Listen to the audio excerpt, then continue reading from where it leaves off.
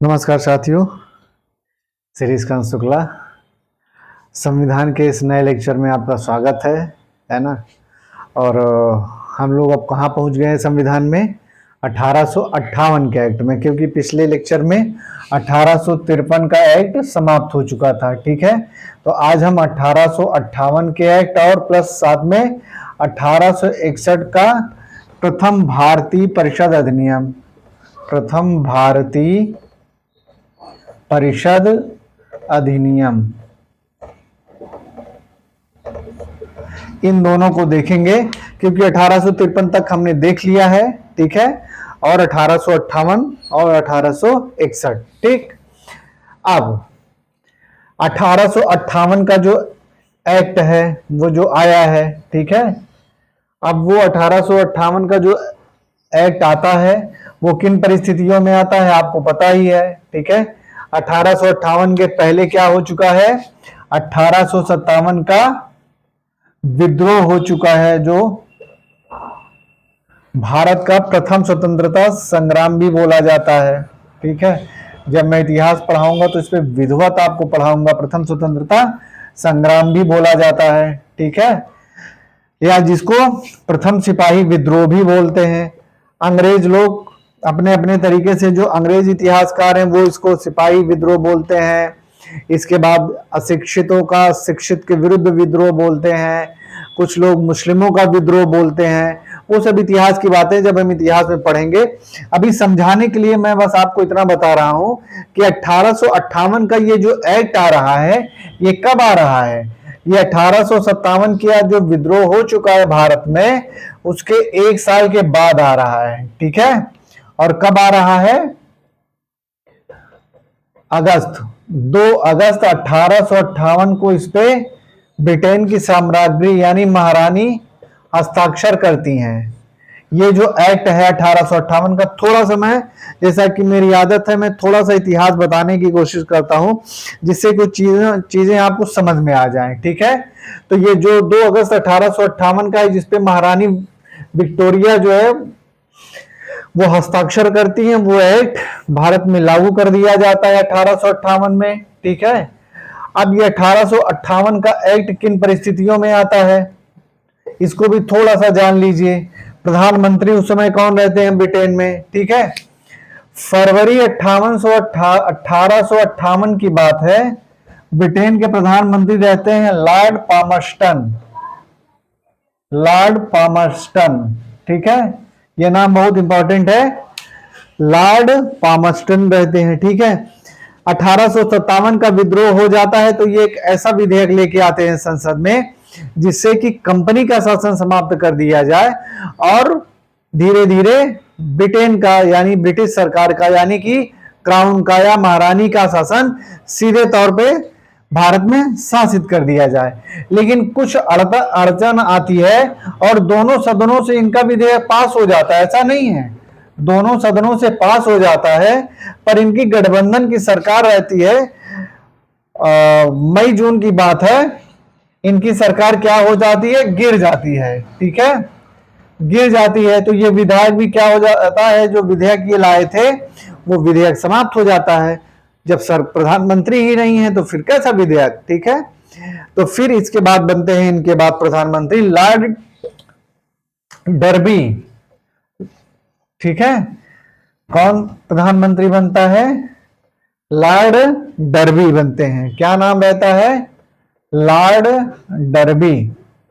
ठीक है, Lord derby प्रधानमंत्री बनते हैं और ये उसी विधेयक को संसद के दोनों सदनों से पास करा लेते हैं और ये विधेयक जो है महारानी के पास जाता है और महारानी इस पे, जैसा मैंने बताया, 2 अगस्त को 1858 को सिग्नेचर कर देती हैं और वही विधेयक का कानून बन जाता है। और 1858 का कानून या 1858 का एक्ट, जो भी आप कह लीजिए, वो भारत में लागू हो जाता है, भारत में स्थापित कर दिया जाता है। ठीक है, 1857 की घटना के बाद 1858 का ये विधेयक आ रहा है, कानून आ रहा है जो भारत में आ गया। ठीक, अब इस कानून की विशेष बात क्या है 1858 का? इस कानून की विशेष बात कुछ ऐसा विशेष नहीं होता इस कानून में, बस एक दो चीजें सिंबॉलिक होती हैं। सिंबॉलिक का मतलब क्या होता है कि प्रशासन, नीतियां, सब कुछ वही रहता है। क्या कर दिया जाता है, अगर पॉइंट के व्यू से देखें जो है, भारत में ईस्ट इंडिया का शासन, कंपनी का शासन समाप्त कर दिया जाता है। ईस्ट इंडिया कंपनी का शासन इस एक्ट के द्वारा, 1858 के एक्ट के द्वारा क्या कर दिया जाता है, कंपनी का शासन समाप्त कर दिया जाता है। ठीक है, सीधे सीधे ये कह दिया जाता है, समाप्त कर दिया जाता है। ठीक, फिर क्या होता है, दूसरा पॉइंट क्या होता है, भारत पे किसका शासन कर दिया जाता है, ब्रिटिश सरकार का। ब्रिटिश, भारत पर ब्रिटिश सरकार का मतलब क्राउन का मतलब आप सीधे सीधे समझिए। अब क्राउन चाहे कहिए चाहे ब्रिटिश सरकार, क्राउन का मतलब महारानी का शासन। उसमें वहां क्राउन कौन है, महारानी है विक्टोरिया। ठीक है, महारानी विक्टोरिया है वहां की क्राउन रानी है। तो ब्रिटिश सरकार कहिए या क्राउन कहिए, जो भी कह लीजिए आप, जैसी भी मन मर्जी आए, भारत पर ब्रिटिश सरकार का शासन सीधा स्थापित कर दिया जाता है। ठीक है, शासन सीधा स्थापित कर दिया जाता है। उसके पीछे कारण यही है कि कंपनी के विरोध में पहले से ही बहुत सारे लोग रहते हैं जो कंपनी के शासन को भारत से समाप्त करने पे आमादा है, और उनको एक अवसर मिल जाता है ऐसे बुद्धिजीवियों को इंग्लैंड में कि देखिए कंपनी के कारण ही भारत में विद्रोह हो गया और कंपनी के ही वजह से हम भारत को खो देंगे। हालांकि सैद्धांतिक तौर पे, ठीक है ना, ब्रिटिश सरकार इस बात को एक्सेप्ट नहीं करती है कि कंपनी की वजह से हुआ है। ठीक है, क्योंकि कंपनी की वजह से कहां पे हो सकता है, कंपनी का शासन तो देखेंगे अगर आप तो 1813 के बाद से ही धीरे धीरे समाप्त कर दिया जाता है। 1813 क्या, 1784 का अगर आपको पिट्स एक्ट याद हो, अगर 1784 का आपको पिट्स एक्ट याद है तो उसी में पहली बार कंपनी के ऊपर जो है ब्रिटिश सरकार शासन धीरे धीरे स्थापित कर देती है, जब बोर्ड ऑफ हाउस कंट्रोल बनाती है, यानी कि नियंत्रण बोर्ड बनाती है, बोर्ड ऑफ कंट्रोल का गठन करती है। वहीं से एक शासन में द्वैध शासन की व्यवस्था हो जाती है। ठीक है, कंपनी में ही द्वैध शासन की व्यवस्था कब से हो जाती है, पिट्स इंडिया एक्ट से 1784 से। कैसे हो जाती है, इस तरह से हो जाती है। देखिए कैसे होती है, एक तरफ तो कौन है, बोर्ड ऑफ कंट्रोल है, सॉरी मेंबर ऑफ डायरेक्टर हैं। ठीक है, डायरेक्टर्स हैं। ठीक है, दूसरा कौन है, यहां पे बोर्ड ऑफ कंट्रोल है। ठीक है, बोर्ड ऑफ कंट्रोल है। एक ही शासन व्यवस्था में दो दो लोग हैं, ये अपनी बात कर रहा है, ये अपनी बात कर रहा है, ये सरकार का नुमाइंदा है, ये कंपनी के मेंबर्स हैं। ठीक है, इनकी रिपोर्टिंग कहां पे हो रही है, जो कंपनी के स्वामी हैं। बाद में जब इसकी स्थापना हो जाती है तो ये इस पे कंट्रोल करता है, इसके सारे कंपनी के कागजात मंगा के देख सकता है, छानबीन कर सकता है, सब सारी व्यवस्था कर सकता है। इस मामले में ये जो द्वैध शासन है, यहाँ पे एक कंपनी के तौर पे द्वैध शासन की व्यवस्था आप देखते हैं। इसी द्वैध शासन की व्यवस्था को 1858 के एक्ट से समाप्त कर दिया जाता है और क्या कर दिया जाता है, खत्म कर दिया जाता है। ठीक है, अगले पॉइंट में अगर आप 1858 की देखेंगे तो जो अगला पॉइंट है वो अगला पॉइंट यही है, बोर्ड ऑफ कंट्रोल और members of court of directors या मेंबर्स ऑफ डायरेक्टर, जो भी आप कह लीजिए, कोर्ट ऑफ डायरेक्टर्स को समाप्त कर दिया जाता है। ठीक है, समाप्त कर दिया जाता है और इनकी सारी शक्ति क्या कर दी जाती है, इनकी सारी शक्ति कर दी जाती है, एक नया पद सृजित किया जाता है 1858 के एक्ट में, भारत का राज्य सचिव। ठीक है, भारत का राज्य सचिव। ठीक है, ये नया पद का सृजन होता है। ये कुछ विशेष है नहीं, जो पहले व्यवस्था है बस दूसरा नाम दे दिया जा रहा है, क्योंकि कंपनी का शासन समाप्त हो गया है, सीधे सीधे शासन किसका आ गया है, क्राउन का आ गया है। तो यहां पे दोनों को समाप्त कर दिया गया। इसकी जो दोनों की शक्ति है किसको दे दी गई है, अब इसके अंदर आ गई, भारत का जो राज्य सचिव है इसके अंदर दोनों की शक्ति आ गई है, ठीक है ना। अब यानी कि इन सब जो दोनों हैं नुमाइंदे, इनका खेल खत्म, भारत का राज्य सचिव आ गया है। यही सर्वे सर्वा है, ठीक है, यही सर्वे सर्वा है, ठीक है। दूसरी बात क्या है, भारत के राज्य सचिव को सहायता देने के लिए एक 15 सदस्यीय परिषद रहेगी, 15 सदस्यीय परिषद रहेगी, ठीक है। यानी कि मेंबर ऑफ काउंसिल, ये 15 सदस्यीय परिषद क्या करेगी, ये 15 सदस्यीय परिषद सिर्फ और सिर्फ क्या रहेगी, सिर्फ और सिर्फ सलाहकारी रहेगी परिषद, ठीक है ना, परामर्शदाता रहेगी। ये इंपॉर्टेंट है। अगला पॉइंट आप लिख सकते हैं, ये जो परिषद है 15 सदस्यीय परिषद है, ये किसको सहायता देगी, राज्य सचिव को सहायता देने के लिए है, ठीक है। ये जो सहायता दे रहा है सिर्फ सलाहकारी है, इसकी सहायता, परिषद की सहायता सिर्फ और सिर्फ सलाहकारी है। इसको मानने के लिए राज्य सचिव बाध्य नहीं है, ठीक है। ये जो 15 सदस्यीय परिषद है इसकी सहायता मानने के लिए जो भारत का राज्य सचिव है जो लंदन में बैठता है, और जो राज्य सचिव है वो कैबिनेट मिनिस्टर का है, यानी कि उसका जो पद का ओहदा है, जो पद की गरिमा है, जो ब्रिटेन का कैबिनेट मंत्रिमंडल है उसमें से एक होगा। मेन बात यह है, अहम बात यह है, महत्वपूर्ण बात यह है कि कैबिनेट मंत्रिमंडल का एक सदस्य होगा, ठीक है, जो भारत का राज्य सचिव होगा। उसके लिए अनिवार्य रहेगा कि ये कैबिनेट मंत्रिमंडल का सदस्य, कहां के कैबिनेट मंत्रिमंडल का, ब्रिटेन के। इसीलिए मैं बार बार कह रहा हूं कि 1858 का एक्ट बहुत ही इंपॉर्टेंट है, क्योंकि इसके बाद से दूसरी व्यवस्था चल निकलती है। हालांकि सैद्धांतिक रूप से बहुत बदलाव होता, पर व्यवहारिक रूप से नाम बदल दिया जाता है, सदस्यों की संख्या बदल दी जाती है, कमोबेश वही चीजें रहती हैं। लेकिन अब चूंकि व्यवस्था है, एक्ट है, तो इसे हमें जानना पड़ेगा, ठीक है। ये राज्य सचिव हो गया, जो 15 सदस्यीय है, सलाहकारी परिषद है, ठीक है, ठीक। अब हम थोड़ा सा और आगे बढ़ते हैं। जो राज्य सचिव होगा कैबिनेट मंत्रिमंडल का सदस्य होगा, उसका होगा इस तरह से होगा, ये जो सलाहकारी लोग हैं, 15 सदस्यीय जो सलाहकारी लोग हैं, ये कैबिनेट मंत्रिमंडल के सदस्य नहीं होंगे, ठीक है, ये इंपॉर्टेंट बात है। अब जरूरी बात सुनिए, ये जो 15 सदस्य हैं इसमें से 8 सदस्यों की नियुक्ति कौन करेगा, 8 सदस्यों की नियुक्ति कौन करेगा, सीधे क्राउन करेगा, ठीक है, यानी कि सरकार करेगी, ठीक, 15 सदस्यों में। और 7 सदस्यों की नियुक्ति कौन कर रहा है, करेगा, 7 सदस्यों की नियुक्ति करेगा court of directors, court of directors. सैद्धांतिक रूप से एक डायरेक्टर्स की परिषद बनाई जाती है जो सिर्फ इनकी नियुक्ति करेगी, ऐसी परिषद रहती।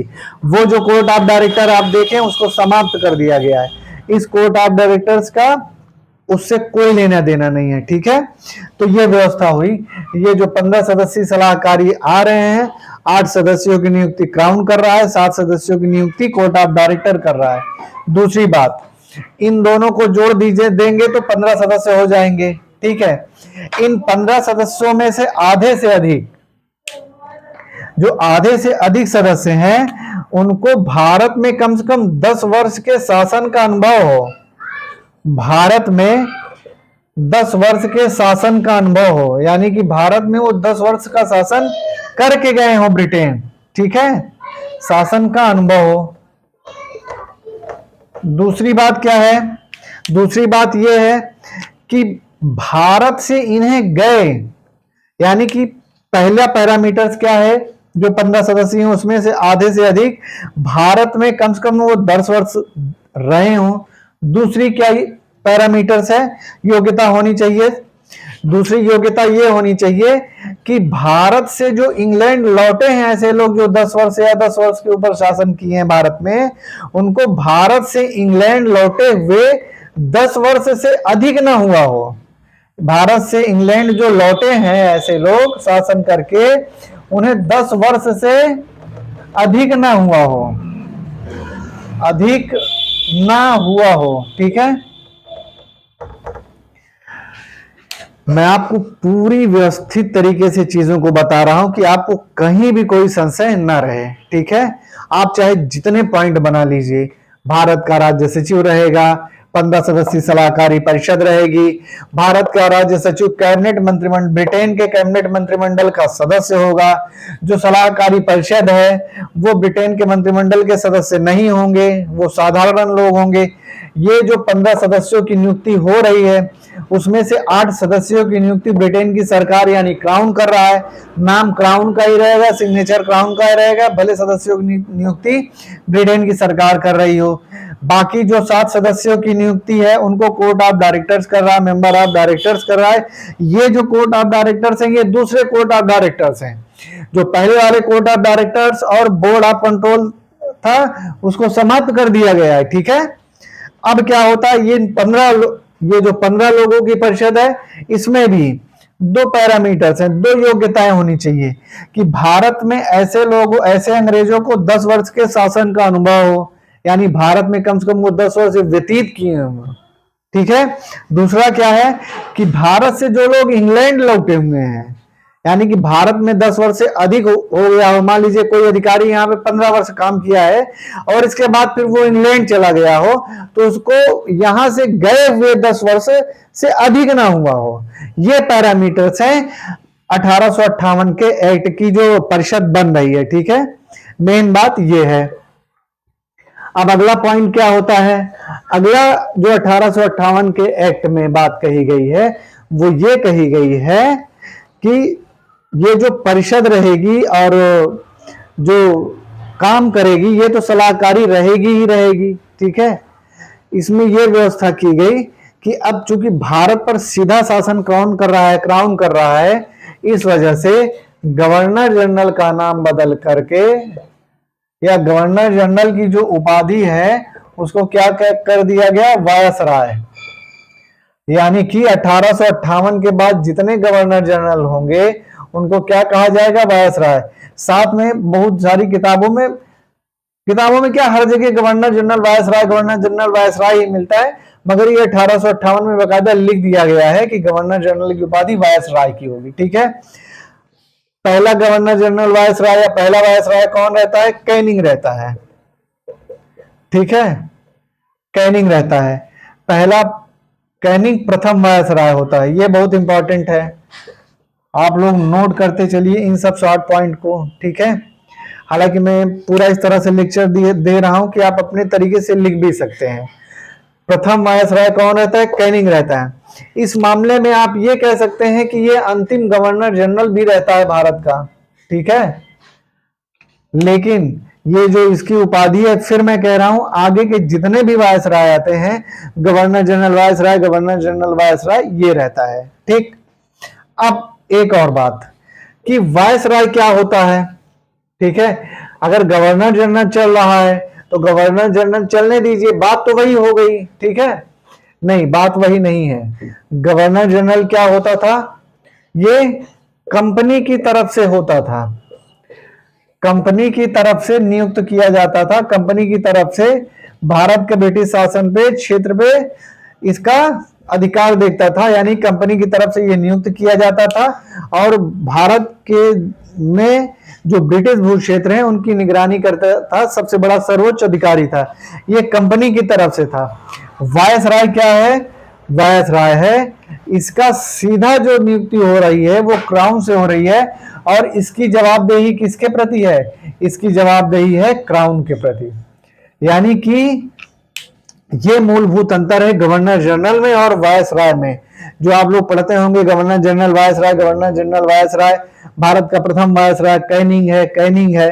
ठीक है, तो ये बेसिकली अंतर है कि वायसराय इसको क्यों कहा जा रहा है।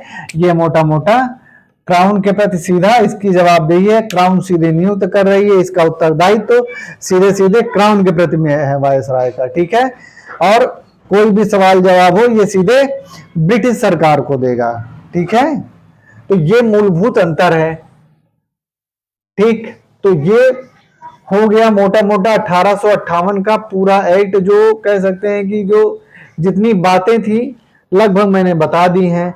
और इसमें कुछ है नहीं, क्योंकि जो साधारण सा एक एक्ट आता है वो यही है। हाँ, एक बात और भी मैं आपको बता दूं कि जो राज्य सचिव है, ठीक है, जो 1858 के द्वारा नियुक्त राज्य सचिव है, ये एक कॉर्पोरेट बॉडी होगी, यानी कि भारत में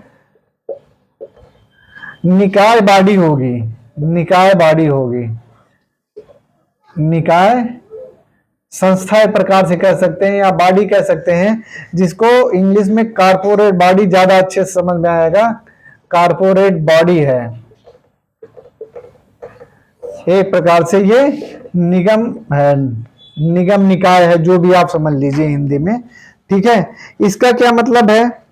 इसका ये मतलब है कि अब राज्य सचिव के खिलाफ भारत में या ब्रिटेन में, ठीक है, भारत में और ब्रिटेन में, इसके विरुद्ध जो है क्या किया जा सकता है? अगर ये अपराध का दोषी है तो इसके ऊपर चार्जेस लगाए जा सकते हैं। भारत में और ब्रिटेन में कहीं पर भी, दोनों जगह पे क्या किया जा सकता है? अपराध, अगर ये कोई अपराध करता है तो अपराध, इसके विरुद्ध में जो है अपराध की धारा या किसी अन्य धारा में जो है इसके खिलाफ केस दर्ज किया जा सकता है। सीधे सीधे आप ये समझ सकिए कि क्योंकि जो कॉर्पोरेट बॉडी होती है उसके खिलाफ हम क्या कर सकते हैं? केस दर्ज कर सकते हैं। तो ये पहली बार हो रहा है ऐसा, ठीक है ना। इसको कॉर्पोरेट बॉडी बनाई जा रही है राज्य सचिव को, और इसके खिलाफ भारत और ब्रिटेन में कहीं पे भी इसके खिलाफ केस दर्ज हो सकता है। ये हुआ इसका मेन मतलब कॉर्पोरेट बॉडी होने से, ठीक है। ये जो छोटी छोटी बातें हैं ये आपके हर एग्जाम में बहुत इंपॉर्टेंट है, और बहुत बात तो मैं नहीं कह सकता हूं, पर इतना कह सकता हूं कि अगर आप इसको समझ लेंगे तो जल्दी आपका जो कह सकते हैं कि क्वेश्चन है वो तो गड़बड़ होगा ही नहीं, और एक समझने की शक्ति भी विकसित होगी, ठीक है। तो कुल मिला के यही है 1800 एक्ट का, 1858 का एक्ट रहता है। मैंने पूरा बता दिया है कि क्या क्या चीजें इसमें होती हैं, ठीक है। कंपनी का शासन समाप्त कर दिया जाता है, क्राउन का शासन सीधे भारत पे लाद दिया जाता है। दोनों जो पहले चलती रहती हैं कोर्ट ऑफ डायरेक्टर्स और बोर्ड ऑफ कंट्रोल, उनको समाप्त करके भारत का एक राज्य सचिव के नाम से पद सृजित किया जाता है जो लंदन में बैठता है। एक बात और भी बता दूं मैं कि ये जो राज्य सचिव और इसका पूरा परिषद है, राज्य सचिव और इसकी जो काउंसिल है, पूरी 15 सदस्यीय काउंसिल है, ठीक है, ये क्या है? इसका खर्चा कौन देगा? इसका खर्चा देगी भारत सरकार। भले ये कहां पे है? भारत सरकार के राजस्व यानी कि राजकोष से दिया जाएगा, ठीक है। ऐसा नहीं कि ये लंदन में अगर बैठा हुआ है, ये सब लंदन के हैं तो लंदन की सरकार खर्चा देगी, नहीं, ऐसा नहीं है। पहली बार ये अद्भुत व्यवस्था लागू की जा रही है कि इसका पूरा खर्चा, भले भी ये ब्रिटेन में बैठा है, पर कौन देगा खर्चा इसका? भारत सरकार देगी। यानी भारत सरकार के जो आम लोग हैं जो टैक्स देंगे, जो राजकोष में जाएगा, उसी राजकोष से इनका खर्चा भत्ता, जो भत्ता होता है, जो सब सारी चीजें होती हैं, सब वो वहन की जाएंगी। ये इंपॉर्टेंट बात है, ठीक है। फिर अगली बात हम देखते हैं कि ये जो बातें हो चुकी हैं, अब क्या होता है? अब होता है धीरे धीरे ये व्यवस्था लागू कर दी जाती है, और 1861 का प्रथम भारतीय परिषद अधिनियम, अब क्या एक्ट का नाम है? वो एक्ट का नाम बदल जा रहा है। 1861 का प्रथम भारतीय परिषद अधिनियम, परिषद अधिनियम, ठीक है। ऐसी क्या जरूरत पड़ गई कि 1858 का अभी एक्ट आया है और 3 साल में ही 1861 का प्रथम भारतीय परिषद अधिनियम यानी first Indian council act, Indian council act आप इसको इंग्लिश में भी लिख सकते हैं, ठीक है, लाने की जरूरत पड़ गई। आखिर क्या ऐसा घटित हो जाता है यहाँ पे? तो घटित ये हो जाता है कि जो 1853 में बातें कही गई थी, 1858 में नहीं, जो 1853 में बातें कही गई थी, इसके बाद धीरे धीरे वो व्यवस्था यहाँ पे लागू हो गई रहती है ना। यानी कि एक लघु संसद, यानी लघु ब्रिटिश संसद, मैंने 1853 के एक्ट में विधिवत उस बात को बताया है। जिन लोगों ने नहीं देखा है पिछला वाला मेरा लेक्चर, वो 1833 और 1853 का देख लें तो पूरी तरह से आपको समझ में आ जाएगा। ठीक है, तो 1861 में जब ये आता है तो 1861 में इसके लिए कुछ नियम बना दिया जाता है, यानी कि नए नियम आ जाते हैं। पहली बार बहुत सारी चीजों को भारत में लागू किया जा रहा है। क्या लागू किया जा रहा है? लॉर्ड कैनिंग प्रथम वायसराय है, वो अभी भी है। ठीक है, 1861 का जो अधिनियम है उसके तहत पहली बार कैनिंग ने भारत में विभागीय प्रणाली की स्थापना की, यानी विभागीय प्रणाली की शुरुआत हुई। ये प्रश्न अभी हाल ताज के एग्जाम में आया था, पीसीएस में, है ना। विभागीय प्रणाली की शुरुआत की, यानी कि भारत में, अगर आप इसको दूसरे रूप में कह सकते हैं, तो कैनिंग ने पहली बार, यहां पे भी पहली बार लिख लीजिए, कैनिंग ही है, पहली बार, इसी को दूसरे शब्द में पहली बार भारत में, भारत का मतलब ब्रिटिश शासन से है। ठीक है, जब तक भारत स्वतंत्र नहीं हो जाता, जो भारत में कहता हूं या किताबों में मिलता है, ब्रिटिश शासन से संबंधित है। पहली बार भारत में मंत्रिमंडलीय व्यवस्था की शुरुआत हो रही है। मंत्रिमंडलीय व्यवस्था की शुरुआत हो रही है। कैसे हो रही है मैं तुरंत आपको बता रहा हूं। ठीक है, पहले ये आप नोट कर लीजिए, शुरुआत हो रही है। ठीक, ये दो बातें इस एक्ट की सबसे बड़ी बात है, 1861 की सबसे बड़ी और सबसे इंपॉर्टेंट बात है। कैसे? अभी तक क्या होता था? अभी तक ये होता था कि जो परिषद के जितने भी सदस्य होते थे, मान लीजिए परिषद के 4 सदस्य हैं, 4+1 है। ठीक है, तो ऐसी स्थिति में क्या होता था कि ये जो 5 सदस्य हैं, ठीक है, 5 सदस्यों के साथ में सामूहिक जवाबदेही होती थी।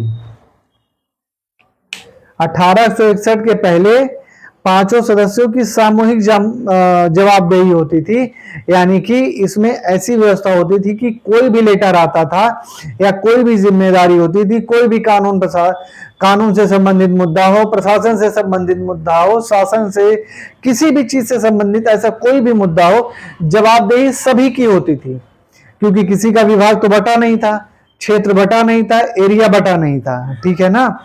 इन्हीं सब व्यवस्था की वजह से ब्रिटिश सरकार को शासन चलाने में बड़ी कठिनाई होती थी भारत में, क्योंकि भारत में विविध जातियां हैं, विविध धर्म हैं, विविध रूप रंग के लोग हैं। ठीक है, तो ऐसी स्थिति में 1861 में क्या किया गया? पहली बार विभागों की शुरुआत की गई, यानी कि कैनिंग ने यह व्यवस्था की कि मान लीजिए कि जितने सदस्य हैं उन सबको एक एक क्षेत्र दे दिया गया, एक एक विभाग दे दिया गया। मान लीजिए अभी रक्षा विभाग है, दूसरा विदेश विभाग है, तीसरा समाज विकास विभाग है। मैं समझाने के लिए आपको कह रहा हूं। ठीक है, समाज विकास विभाग है। चौथा, ऐसे जितने भी समाज, इसमें मंत्रिमंडल की व्यवस्था चल रही है, वो कहां पे इसकी बीज लग गया है? उसका बीज लग गया है 1861 के एक्ट से। ठीक है, मैंने फिर से कहा कि 1861 के एक्ट से आप देखेंगे कि पहली बार हमारे यहाँ मंत्रिमंडलीय व्यवस्था की शुरुआत हो रही है, विभागों का बंटवारा हो रहा है, जो सदस्य हैं उनको विभाग दिया जा रहा है और जवाबदेही उनकी होगी। कैनिंग ने इस बात को, अद्भुत प्रणाली को भारत में भी लागू कर दिया। और जेम्स मिल जैसे इतिहासकार, ब्रिटेन के जो बुद्धिजीवी हैं, उन्होंने बड़ी प्रशंसा की है कैनिंग की इस मामले में, कि कैनिंग ने ऐसी व्यवस्था को भारत में लागू किया कि सबकी जवाबदेही निश्चित की जा सके। ठीक है, तो विभागीय प्रणाली हो गई, मंत्रिमंडलीय व्यवस्था हो गई। अगर विभागीय व्यवस्था भी अब आपको नहीं समझ में आई तो मैं समझा दे रहा हूं कि 1861 के पहले क्या था? मान लीजिए सामूहिक जिम्मेदारी थी। ठीक है ना, वहां पे एक दूसरे लोग अपनी जिम्मेदारियों से बच निकलते थे। 1861 में जब विभागीय प्रणाली आ गई, यानी कि एक विभाग एक मंत्री के अधीन कर दिया गया या सदस्य के अधीन कर दिया गया, तो मंत्री जो सदस्य है उसकी जवाबदेही होगी अपने विभाग के प्रति। जब अपने विभाग के प्रति जवाबदेही होगी तो वो निर्णय खुद ले पाएगा, स्वयं निर्णय लेगा और जब बहुत जरूरी ऐसे कोई मुद्दे होंगे जिनमें निर्णय लेने की आवश्यकता होगी तो गवर्नर जनरल की परिषद निर्णय लेगी। अदरवाइज छोटे मोटे मुद्दों में जो विभाग के मंत्री हैं अपने अपने वो जिम्मेदारी लेंगे, वो अपना निर्णय लेंगे। बात बात पे गवर्नर जनरल की परिषद के पास में जाना नहीं पड़ेगा। कहने का मतलब ये है, ये जो 1861 का अधिनियम है ये इस मामले में सबसे महत्वपूर्ण है। ठीक है, तो आज जो आप मंत्रिमंडल को देख रहे हैं उसके बीच कहां पड़ गए थे? 1861 के अधिनियम में पड़ गए थे। ठीक है, जवाबदेही जो आप देख रहे हैं वो 1861 के मंत्री जो अधिनियम आया था उसी में पड़ गए थे। ठीक, अब अगली बात क्या हो रही है? अगली बात ये हो रही है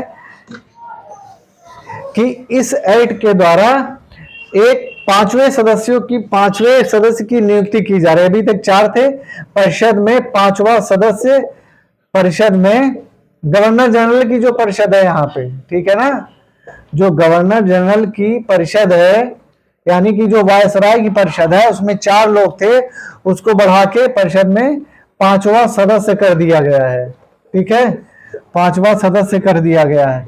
और ये 5वां सदस्य कौन होगा? विधिवेत्ता होगा। विधिवेत्ता यानी कि विधि का जानकार होगा, विधिक जानकारी होगी इसको। ठीक है, 5वां सदस्य आ जाता है, ये इंपॉर्टेंट है।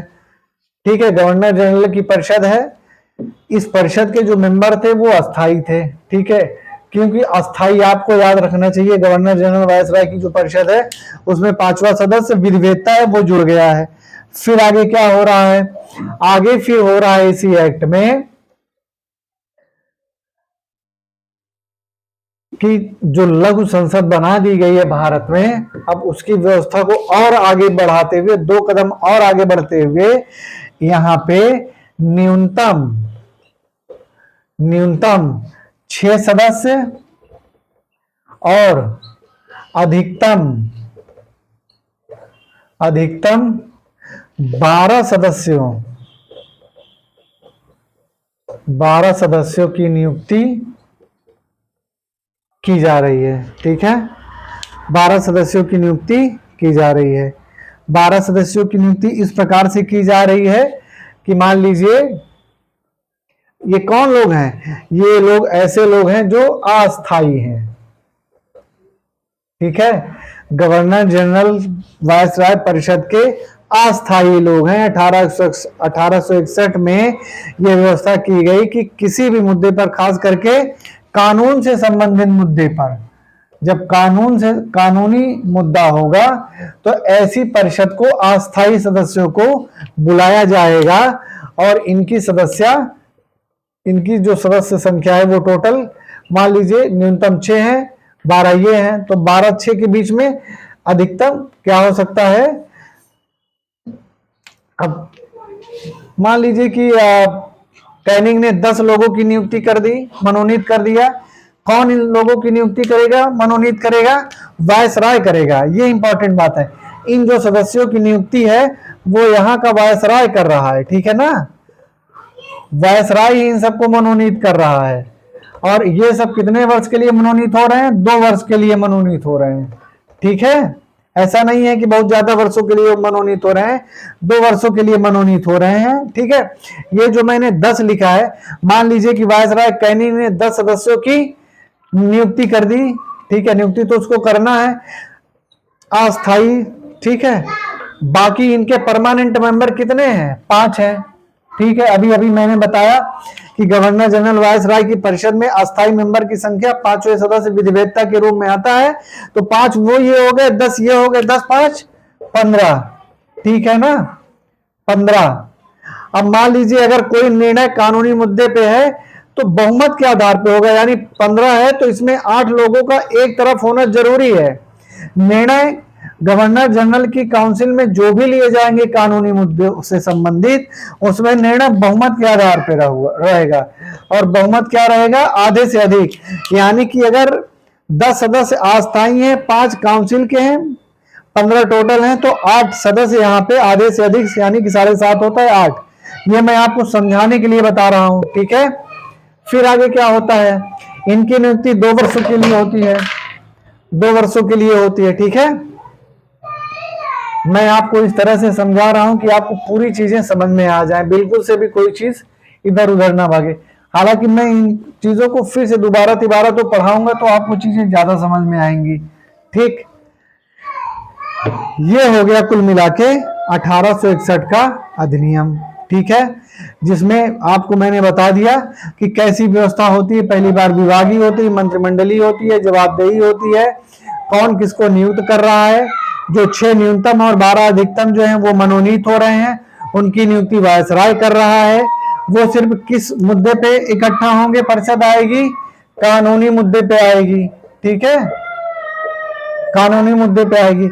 एक और बात, ये जो परिषद बन रही बनेगी, इस परिषद को प्रश्न पूछने का अधिकार नहीं होगा, प्रश्न पूछने का अधिकार नहीं होगा।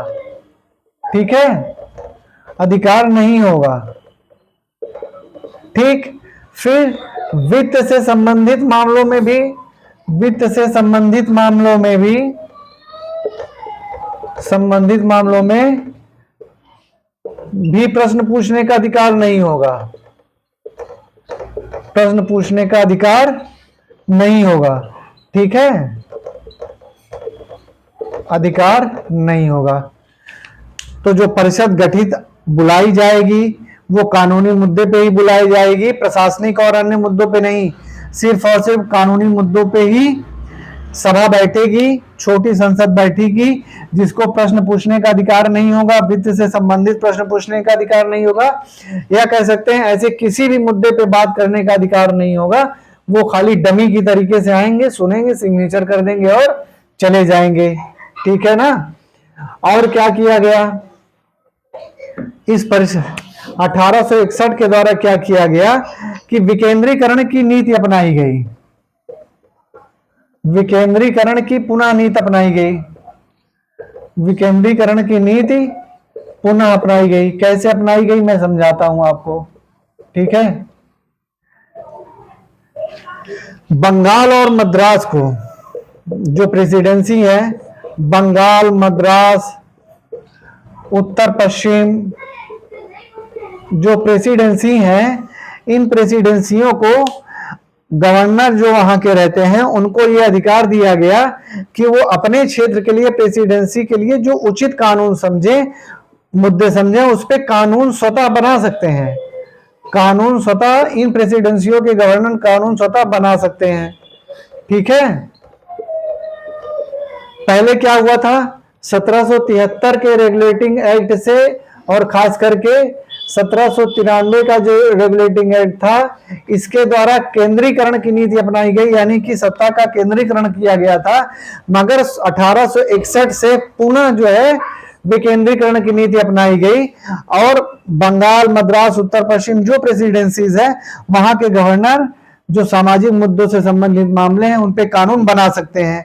ठीक है, और निर्णय ले सकते हैं। हाँ, कुछ ऐसे मुद्दे रहते हैं जैसे टंकण है, डाकतार है, सैनिक मुद्दे हैं, इनसे संबंधित मुद्दों पे कानून बनाने के लिए इनको पहले वायसराय की अनुमति लेनी होती थी। ये बिल्कुल वैसे ही है जैसे हमारे यहाँ संसद में कुछ कानून बनाने के लिए राष्ट्रपति की अनुमति लेनी पड़ती है। पूरी प्रक्रिया जो 1861 वाली है, आपको अगर देखेंगे तो आज के संविधान में काफी कुछ मिल जाएगा। ठीक है, ऐसे कुछ मुद्दे जिन पे वायसराय की अनुमति लेनी पड़ती थी, वो टंकण है, डाकतार है, सैनिक मामले हैं। इन सब मामलों में गवर्नर के, जो प्रांत के गवर्नर होते थे ब्रिटिश के, उनको कलकत्ता में गवर्नर जनरल से, वायसराय से अनुमति लेनी होती थी। ठीक है, ये तो हो गया एक प्रकार से कह सकते हैं 1861 का एक्ट या अधिनियम। ठीक है, एक जो महत्वपूर्ण बात और है, गवर्नर जनरल वायसराय को, यानी कि जो कलकत्ता में बैठता है, गवर्नर जनरल वायसराय को विशेष परिस्थितियों में, पहली बार भारत में विशेष परिस्थितियों में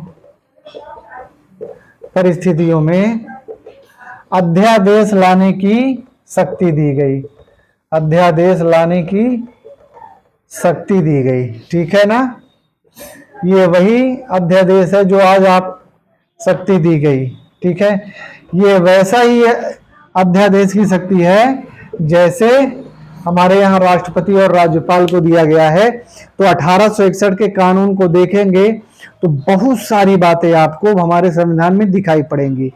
तो गवर्नर जनरल वायसराय को विशेष परिस्थितियों में अध्यादेश लाने की शक्ति दी गई और उसकी जो ड्यूरिंग है, जो टाइम पीरियड रहेगा वो 6 महीने का रहेगा, यानी जो अध्यादेश की शक्ति है वो 6 महीने की रहेगी।